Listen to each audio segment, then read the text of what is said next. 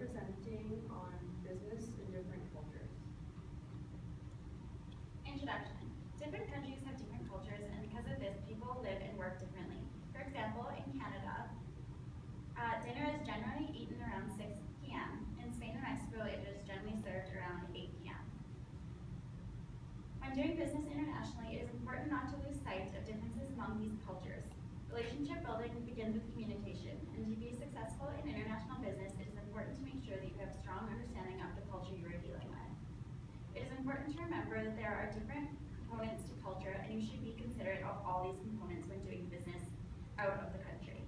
Aesthetics, values, and manners, religion, and personal communication are all aspects to be considered before a business endeavor.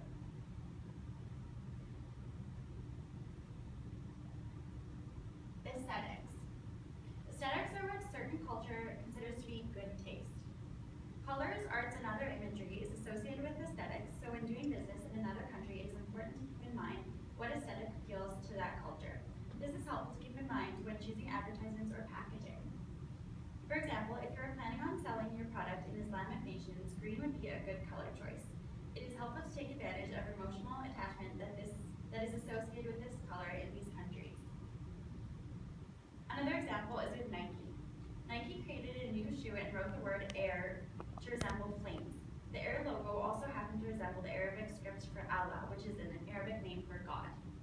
Nike was faced with worldwide boycott, and they had to apologize and recall their shoes.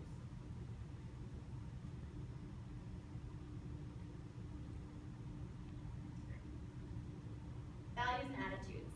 Values and attitudes are different for most individuals. Values are ideas, beliefs, and customs that people have emotional attachment towards. Examples of values include honesty, faithfulness, responsibility, and freedom. Values are important to business because they have effects on work ethic that correlate to a person's desire for material possessions. An example is in Greece, they value a laid-back and leisurely lifestyle, versus in Singapore, where hard work and material success is highly valued. Certain ideologies are also considered valued that are different among different cultures. In America, they have more individualistic way of living, and in Asian cultures, it is more collectivist.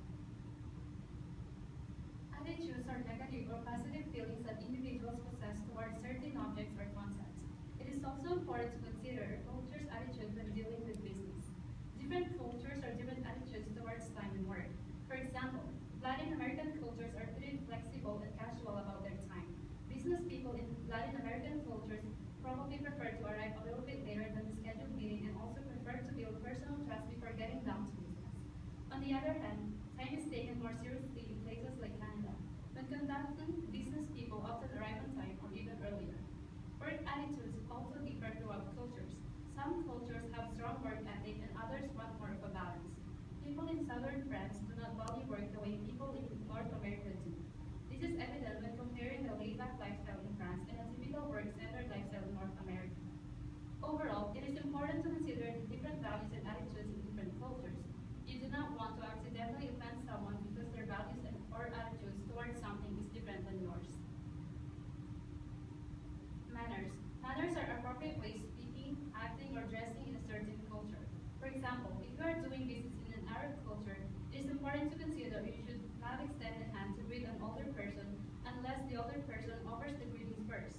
It is considered bad manners for the young person to go first. Another example is in Canada. It is appropriate to